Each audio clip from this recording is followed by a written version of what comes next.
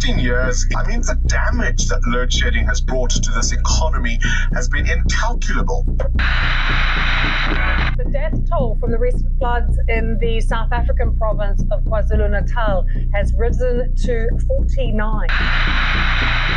After a fairly subdued night, the Knysna fires have begun to grow again. We begin tonight with the nation already on edge in the coronavirus pandemic as protests turn violent. London's burning and no one seems able to bring it under control. You're listening to Off-Grid Survival, South Africa's first prepper podcast. And we are your hosts, Brett and Ben. Morning, Ben. How are you doing? I'm well, Brett. How are you? It's slightly cloudy outside. Episode 14, I believe we're on. Believe so, yes. I believe so. So we've had a bit of a break from recording. We do record our episodes in advance normally. But we were camping last weekend at Keurboom's River, so we had a bit of a break from that. That was a fun weekend, sitting around the braai and just shooting the breeze and talking. Yeah, we wanted to try and do a on-location record just to see how everything worked, but never got around to it. No, and also 12 o'clock at night's not a good time to start recording. It is a public campsite, and there were quite a lot of people staying there. Yes. And there was a lot of noise. Yes. So, but we had a good time, and it was good to get away from town for a while and just not think about work. So, that was it was a good weekend. I enjoyed it. Nice on the river there, dipping my toes in the water. Next weekend, myself and a few others are going to be a bit of a recce for another campsite that we possibly going to be doing in December. So very cool. Yeah, that's up in the Langkloof. Yeah, unfortunately, being in retail, I have to work right through December. So fun times for me. You get annual shutdown, I have to work. Yeah, annual shutdown's nice, but I don't get any paid vacation during the year. Yeah. No, those are the joys of being adults and working, huh? Yep. Cool. So today, I think I would like to talk about what can be quite a contentious subject, and that is the news and how we digest news and where we get our news from. So in South Africa, we get influenced quite heavily by what's happening in the rest of the world, and especially in the political climate in the States at the moment with election year. Everything is just elections. All the podcasts I listen to, they can't stop talking about American elections. The news, even sites like BBC, which you would think would be more British orientated. American elections. Oh, what did Harris say? What did Trump say? And that affects us to a certain extent. But at the same time, we're living on a different continent, in a different country, in a different hemisphere, and we've got our own issues that we obviously need to deal with. But as the old saying goes, when America sneezes, the rest of the world gets a cold. So I don't know, what do you think about that? Well, a lot of the power in the world sits in the northern countries and stuff, the northern hemisphere. They got the nukes, they've got the superpowers and all that, and if they pass gas, the rest of the world, especially the southern hemisphere, just got to take it. Yeah. And while we shouldn't maybe model ourselves after a lot of the northern hemisphere because we southern, we do have to acknowledge that they hold a huge influence on our economy and everything. Whether we importing from China or trying to sell to any of the the States or Europe or whatever, South Africa is not self-sustaining anymore. No, those days are long past. Until we start adopting the same model as America had it at one stage, where South Africa needs to start producing its own products to support itself. If our agriculture supports ourselves and we can export, when our steel supports ourselves and we can export aluminium, all of that, that type of thing, then we'll be in a stronger position. Where a lot of stuff gets imported into America, but they're not reliant on it. Yeah. So they have this thing where they are proud to be Americans, and the American-made thing is big.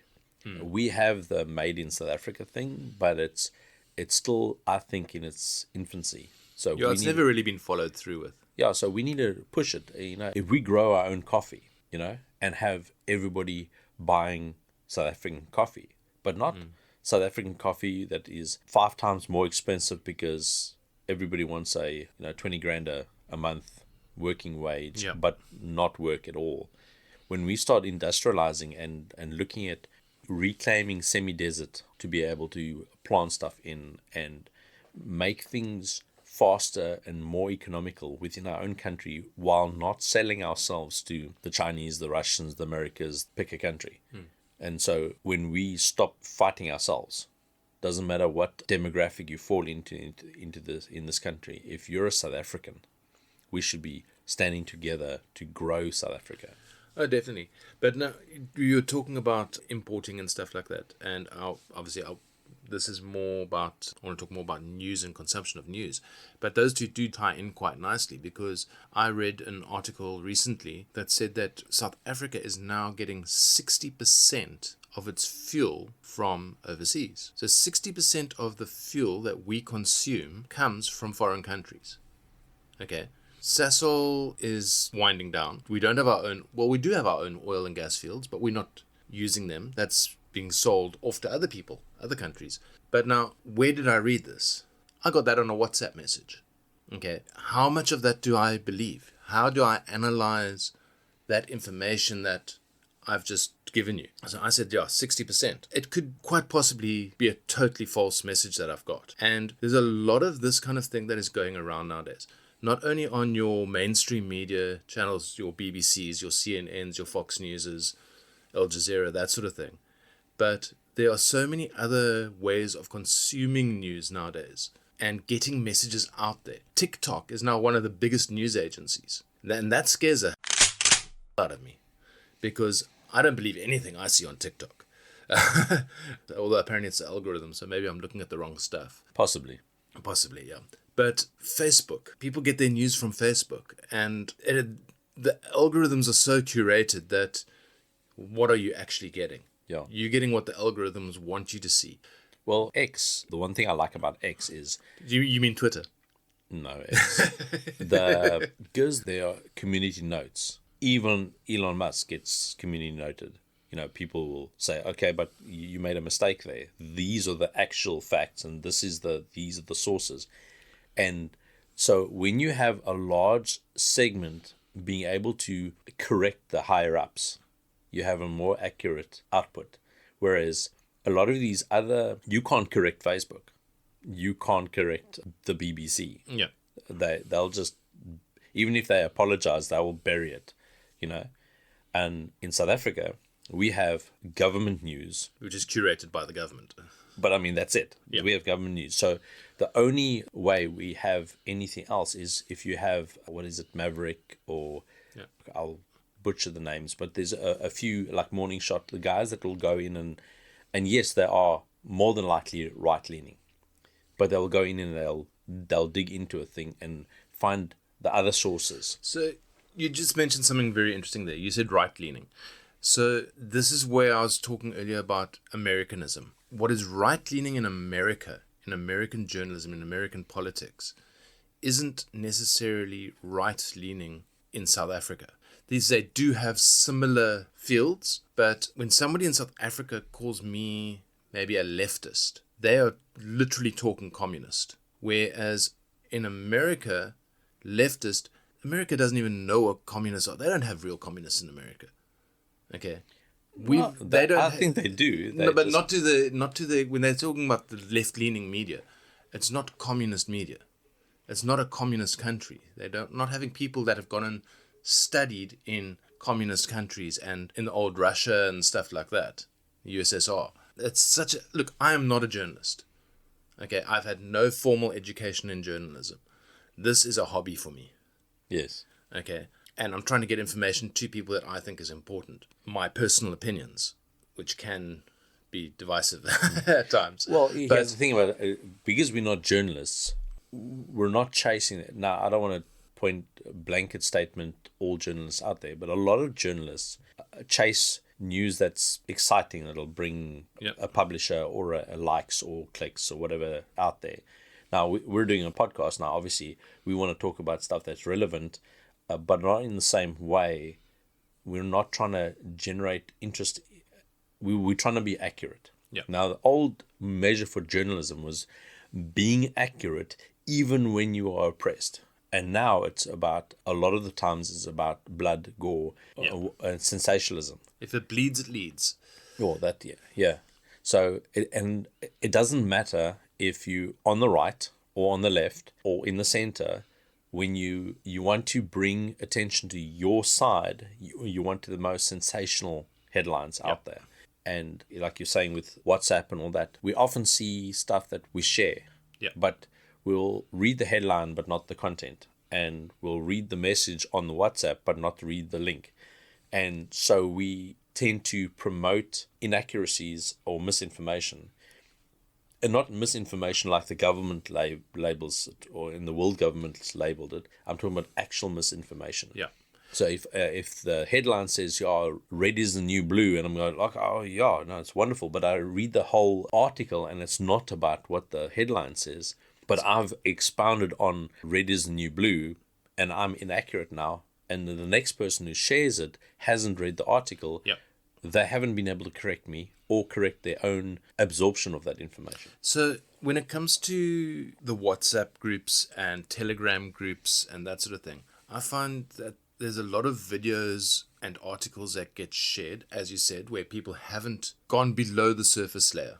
Yes. They will then like, share, and repost, which is a problem with social media in general, is that it's very easy to do that. I take a bit of a skeptical approach to pretty much anything that anybody sends me. And if I read a headline that doesn't feel right, I will go onto Google. I'll just try and find out more information about it. And that's what I was saying about TikTok earlier. The number of times I've seen TikTok video of, this event just happened in such and such a place. But now you go a bit below the surface. And no, that's actually something that happened 5 years ago. It's just somebody rebranding it, remarketing a disaster. I saw that with the hurricane in America now. There's a lot of stuff that's accurate to the date. And then some of the stuff posted and the comments around it are actually, this was like some other hurricane like 5-10 years ago, and it wasn't inaccurate information, it was in the wrong time. And then what's nice is you click on and you read through the comments, a lot of people will go like, sorry, but this is from that time. So if you go into deeper in, and it's like anything, get information, digest it, go through, find out if it's accurate. Some of the sites I watch and stuff, and a lot of them are more right-leaning in America. The guys are going, if you listen to us, half your time you should be listening to stuff that's not your view. So if you're right-leaning, you should be listening to stuff that's left-leaning, okay? If you're left-leaning, you should be listening to stuff that's right-leaning. And that way you get a broader understanding, and you can, if both sides are talking about the same concept and agreeing, then you're more likely to have an accurate viewpoint. If you only consume stuff that you agree with, you build a bubble around yourself, and you never know if you're accurate. Well, that's the problem with curated algorithms, is that it builds an echo chamber around you. So you are hearing what you want to hear. Look, the same goes for traditional media. Like I said, with the different stations overseas and stuff. If you only listen to Fox News, you're only going to get Fox News. If you only listen to Al Jazeera, you're only going to get Al Jazeera. You need to broaden your horizon and listen to what everybody has to say. Well, not everybody, but you know what I mean. And you don't just take it with a pinch of salt. Like, don't just believe. Well, the other thing is also, it doesn't matter who you're listening to, okay? Where are their facts? Where, you can pick up a paper on invisibility, okay? And I can pick up the same paper shared by the same scientists who did the same research, so it's the exact same paper, and we'll take different things from it. Yes. But if we're both working off the same fact, we can argue intellectually. But if you're listening to the nutters on one side, but the scientists on the other side, then you won't have a balanced view. But if you listen to people who, so if there's a thing that if you eat 2 marshmallows a day, you will grow more hair. So me, who has very little hair, will go, oh, wonderful. But if I go do research on it and I find 2 streams of thought about it, one on a side that I don't agree with, and the one side that obviously is my benefit, that will say it definitely grows hair. But I read both, and they're both working off the same paper. then I can see, okay, well, maybe my side that I want to agree with actually took something and extrapolated it out that wasn't meant. And the side I don't agree with, or I don't want to agree with, actually goes, you know what? This is a way to think about it, but you have to be careful about these points. Then I can see both sides of it, and I can make an informed decision, and that's the whole thing. For me, it's like, I'm an adult, okay? You don't get to tell me how I must think, but you get to lay all the facts out there for me, and somebody else gets to lay all the facts out for me. And if they're facts, I get to make an informed decision, and if I make a mistake, it's on my head. I agree with you. So, like, some people are probably now wondering, like, what the hell has all of this got to do with prepping? For me, if you know what's happening and you can analyze what's happening, the information that's coming into you, you can be more prepared. So it's very easy to listen to political rhetoric and soapboxing and that sort of stuff and go, Putin is going to drop nukes on Ukraine and none of us are going to have any cooking oil, and go out and frantically start buying up cooking oil. Or as what recently happened in the States, which was totally coincidental to the 2 hurricanes it hit, they had a shipping strike or a dock workers strike. People did the full-on panic buying thing, and the shops on the East Coast sold out of toilet paper in like 3 days. And there were people going, guys, all the toilet paper in America is made in America. We don't import toilet paper. Why are you worried about stuff that's being shipped from overseas when it gets made here? All you've done is create false chaos. Well, you see, that's where the algorithm comes in, because I haven't seen anything about toilet paper. Obviously, you search a lot about toilet paper because I'm full of they never push that news to me or to my feed because I don't search it. But that just proves an exact point now. Yes. I must have seen at least 10 videos on YouTube On toilet paper.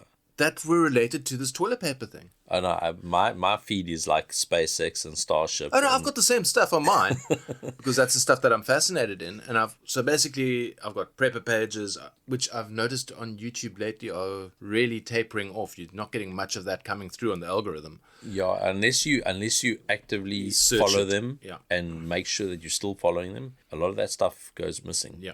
And obviously guys like Demo and Kentucky Ballistics and those guys, I love watching their videos.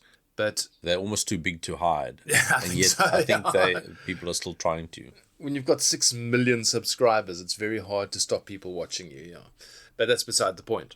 Is that we watch quite similar stuff, I would think. And yet I saw stuff that you didn't even know about. Yeah, I don't watch about toilet paper, so It was on the preparedness pages. okay. So also I get newsletters from guys in the States, and I listen to quite a lot of podcasts that are obviously American based because that's where most of the preparedness stuff comes from. Yes. And there were like serious issues at Costco and Walmart and that sort of thing where the shelves were empty. Yeah. Obviously, a lot of that I also saw on Facebook. Again, don't get your news from Facebook. Don't get your news from TikTok. Yes. But if you do, follow up on it and curate it yourself. What was the point I was making?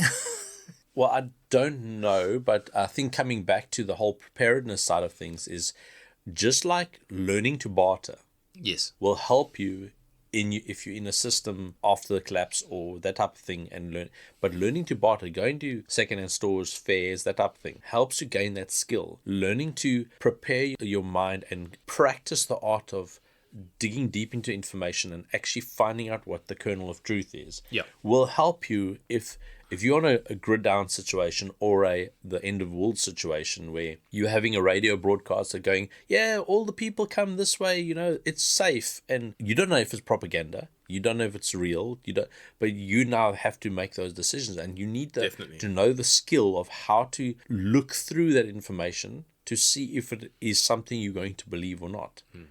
And it might be accurate, it might not be accurate, it might be somebody trying to ambush you. Now, I mean, people have watched enough movies to know and see that if you have an end of the world scenario or end of civilization scenario, you come back to a feudal society, might is right. And the only way for you to retain your independence is to have a fundamental understanding of how people twist words and twist what they say. And so, it is. It is a good habit to have. And I mean, one of the things I know you use, and I've seen a lot of guys on YouTube use, is ground news. Ground news, yeah. And on that, they can go, and yeah, we're not sponsored by it unless they want yet. to. Not yet. But it is useful because they will give you a broad base of how people are reporting it. And you can click on the links and you can see how it is spread across. And I know you're saying that our left and right are maybe not the same as overseas, but left being liberal, right being conservative, so taken to extremes, however you want to do that. But it does give you an understanding that if you're wanting to be impartial to the point, so you want the news to be a spread, have two things on the left, two things on the right, two things in the middle, read all of them and go, okay, well, they agree on these things. They don't agree on those things. Those things we can identify as political. So if it's about Trump, those guys will agree with it. Those guys won't agree with it. The guys in the middle will be like, And so you can remove the politics out of it and find the truth in it. Well, I think that's what's important, is that we need to remove, where practical, politics from our news. Unfortunately, politics drives wars. Politics drives the petrol price. Politics drives the economy, basically. But we need to understand that we've got to distill the message down for ourselves. And it's a lot harder for me to put into words and what the way I think about it. Well, the one saying is, if there's three people, you have three sides and then the truth. So you have three stories, okay? And even your best mate, okay, will understand something and take something away from a conversation or a reported news, something that is different to you. Different to what you do, yeah. So as aligned as you are, and we were talking about mags and that type of thing, a mag will look at a political situation or a world situation or a situation of a flood in the Garden Route, and each one will take a different importance away from it. One will go like, oh, well, we need to escape now. The other one's like, no, we need to build bigger walls. Another one is like, oh, no, we need a boat. Now, if you guys can take that information, find the things, put it into an organized plan, maybe of importance or however, then you guys are working well together. But you need to understand how people see things and that people see different things, because it's pointless if Brett and I are in a situation where it's life threat that we now end up in a full-on fist fight or whatever else because we disagree with each other, kind of like politics at the moment. We're allowed to disagree with each other.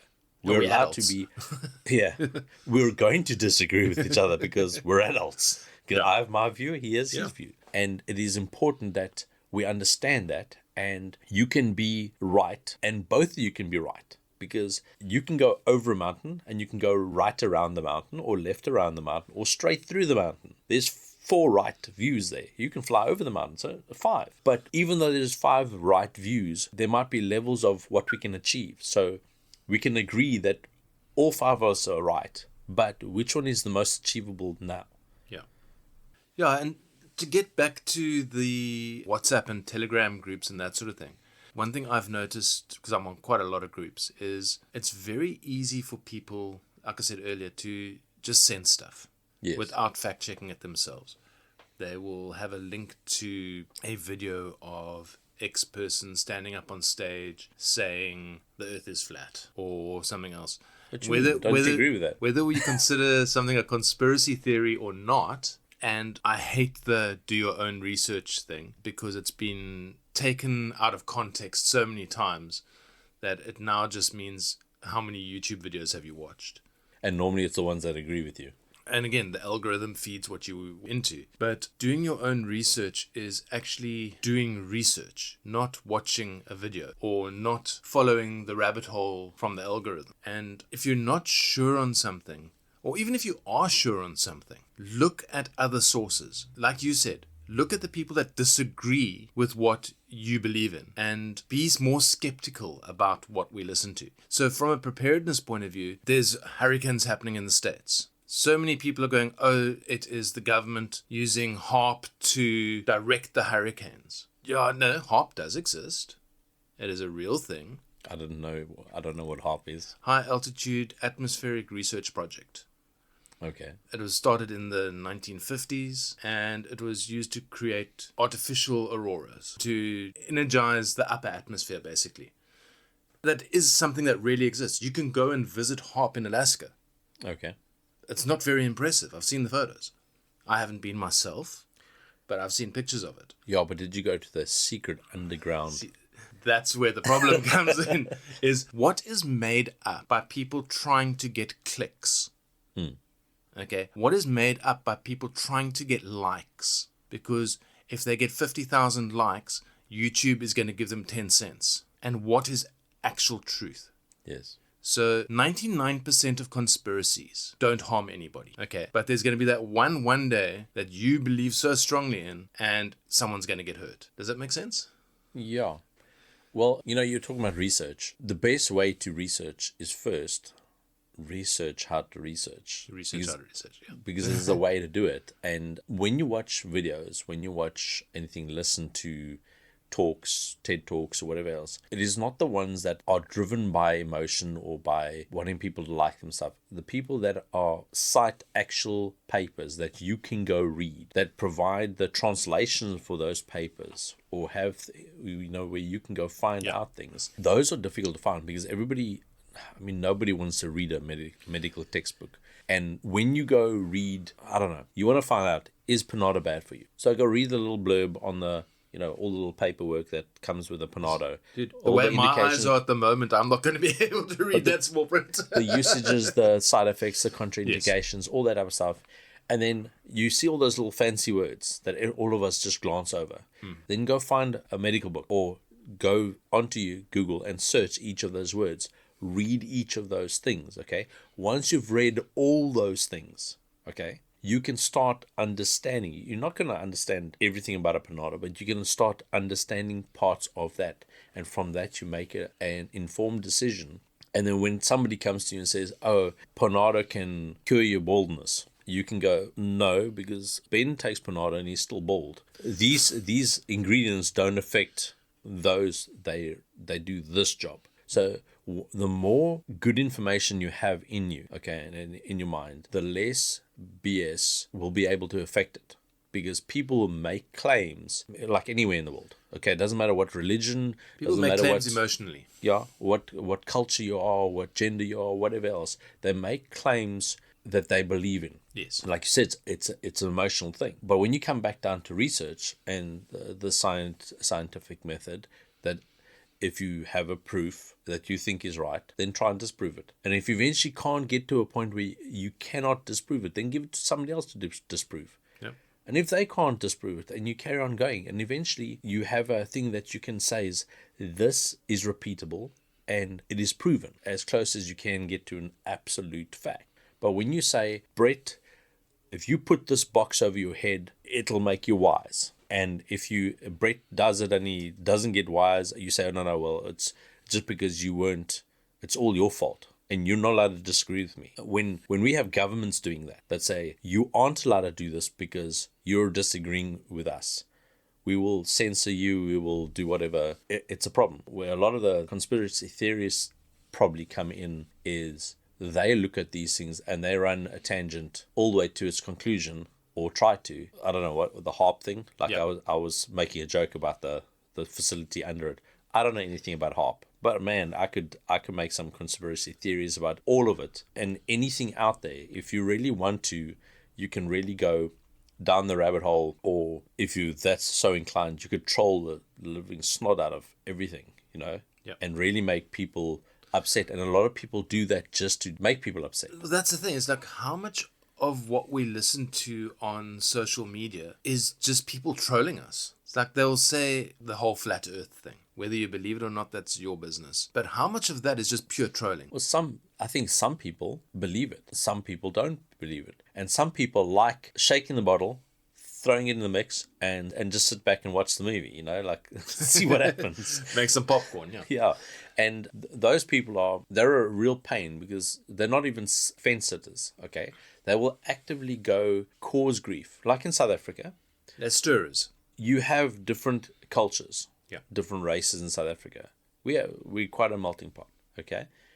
You'll get some people that will push a rhetoric that will drive hatred between different demographics, okay? And you get some people that do that push that division just because they are that type of person and they want to see conflict. And you get other ones, oftentimes in politics, they will push that because they want to get away with something, or they want to steal something, or they want to line their own pockets, or their friends, or whatever else. And us as obviously citizens of the world, but as South Africans, we should not allow that. If I am told that X demographic hates me for whatever reason, I should go talk to that demographic, okay? Get their side of the story, not take the politician's word for it, or the whoever's word for it. Whether it is your pastor, your imam, the politician, the nutso on the corner, your school teacher, your boss, if they are saying something that is trying to drive a wedge between you and somebody else, try and go find out the truth from the people that are being talked about. Yeah. So if somebody says, Brett hates you because of that, I can go, I must stay away from Brett, or I must be angry with Brett. It's easier for me just to go, Brett, I hear that you have a problem with me.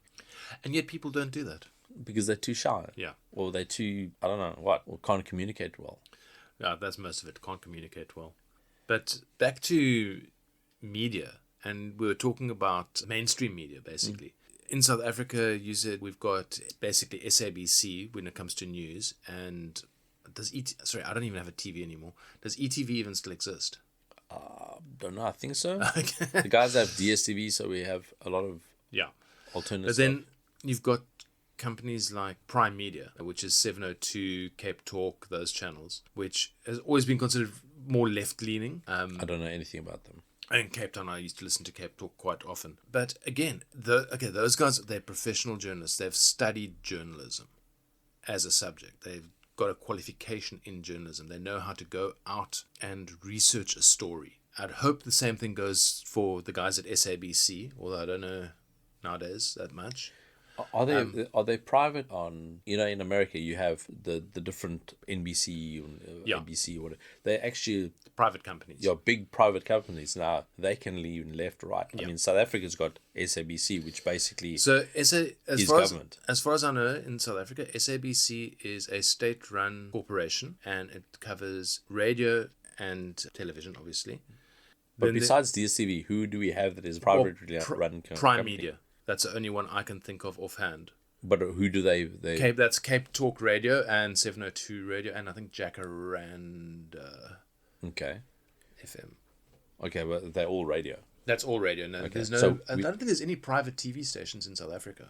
Yeah, ICASA doesn't allow that. Yeah, and that's the whole thing. When you have everybody that has the opportunity to talk can only talk on one platform. Yeah. And that platform doesn't allow anybody to talk about anything that they don't agree with. You have a very one-sided affair. Yeah. And that's where I've heard a lot of the guys are saying that this, not freelance journalism, the guys that, like us. Citizen journalism. There we go. Well, we're not citizen journalists, but we can talk about stuff that somebody listening to this won't agree with. Yeah. On either side, no matter which side it is. But we have a right to say it, and we can promote it because we're not beholden to the overlords or person paying a salary. Now, you have journalists out there that are citizen journalists. They have their own companies or whatever else. And the more accurate they are and the more impartial they are and give the actual truth as unopinionated as possible, the more people will listen to them and will move away from state-run media or big media companies that have to align with the principles of their command structure. Either the government or their advertisers. Yes. Because at the end of the day, someone's paying the money. And so for us as preppers, or with a prepping mindset, it's important to understand that everybody has their opinion and you need to be able to filter your way through it. So say we're going to discuss kimchi. We want to make kimchi. Yeah. Now, I've watched a fair bit of it. You have 1,001 different ways to make kimchi. Now, from the original Korean style way, style to the more modern methods, some arty-farty way of making it, and there's reasons for each. Yeah. And when you go watch YouTube videos, now you go watch a range of it, and then you start getting this impression, okay, well, one person is right and one person is wrong. No, they're all right. They all have different definitions of what, but when you've made the original type and you understand what the original type tastes like, these other ones aren't that, but they're something else. So when you research, you've got to decide, what are you wanting out of this? Are you wanting knowledge? Like for me, I will watch the thing on kimchi to understand, obviously, the cultural aspect of the dish and why it was made and how it was made. Okay? And then start looking at other sources so that I can see, okay, what variations are there? So you start getting the accuracy into it. So now the culture that originally made it might believe that you had to, under the full moonlight, had to jaunt 3 times sideways and jump on your left foot. Yeah. And it might have nothing to do with actually preserving it. Okay. But like a lot of old boererat, there's some element of truth in it, even though they didn't understand what they were doing. Okay. Yeah. So the more you filter through information, the more accurate you can get. And especially for prepping side of things, I want to know why the original kimchi can be stand for a year in a pot that's open, you know, or with just like a ungi that's slightly closed, or 2 years or something like that. Whereas we make a thing and we jar it and we get mold on it almost straight away, you know. And how do people that come from back then make a thing that you can take salted pork? What are the actual important parts and the active ingredients, as it were, to getting something to be preserved? Or I don't think preserved is a good word, but to have something do what we want it to do. Okay. Now, in prepping, I'm less than worried about politics, except where it comes to affecting us in the future. But using the thing of misinformation, disinformation, the different social media things, and using that to educate yourself on how to research, how to find fact, helps you understand how to make leather correctly, how to preserve correctly, preserve food, how to, you know, is my law, does it do exactly what you think it does, or doesn't it? Okay. And what tests can I do, or what tests can I design to evaluate my law, or a plastic bag, or a sponge, a Timu sponge. Let's not go there. And that's the important takeaway that I think we need from this conversation is, everything in life, everybody's got opinions, but we need to be able to understand that we have an opinion, we have a bias. I have a bias, Brett has a bias. The people around us have bias, and we've got to understand that everyone has bias. Now, if Brett and I both understand that we have our own bias, okay, and we're honest about it, we can take any subject, slice it up, and dissect it, and between the two of us, come out with the kernels of truth. And I might not agree with what Brett's point of view is, but I can agree with the fact that there's that truth, okay? And he might not agree with what my point of view is, but he can say, okay, well, this truth that we found is an actual truth. Whether I agree with it or not is immaterial, okay? You can disagree with gravity all you want, okay? You can think it's vortexes and magnetism or whatever else all you want. The fact is, if you fall off a roof and you don't have a soft landing, you go splat. Yep. Done. So if we can take an apple falling out of a tree and dissect that, not the apple, but dissect the incident. Yeah. And we eventually both come up to the thing that, you know what, there's a force that bringing something down. And if you apply that principle to you falling off a roof, it's going to end badly. And we go, you know what? That's a kernel of truth that we can both accept, regardless of whether you think the aliens did it or not. We always blame the aliens. You always blame the aliens, yeah. Poor aliens. Yeah, anyway. So I think from my side, in closing, when it comes back to news and how we digest news, is that yes, political things are happening in the world. The world revolves around politics and geopolitics. Keeping ourselves updated with the news and knowing what is happening in the world is important. Okay, knowing that there is conflict in the Middle East and that it's ramping up is important. How will it affect us here in South Africa? Maybe ships can't go through the Suez Canal at the moment. So we're going to get a lot more ships coming around the Cape, and we've had some storms and more containers are going to get washed overboard. And like the other day, they found stuff lying on the beach. Yeah. How does that really affect prepping? It doesn't really affect prepping. But knowing how geopolitics is working is important. Knowing that there is conflict in Europe between Russia and Ukraine. It's important to know that. Knowing that there's saber rattling going on and people threatening to use nukes is important. Reports coming out that North Korean soldiers have been seen with Russian forces. Do we believe it?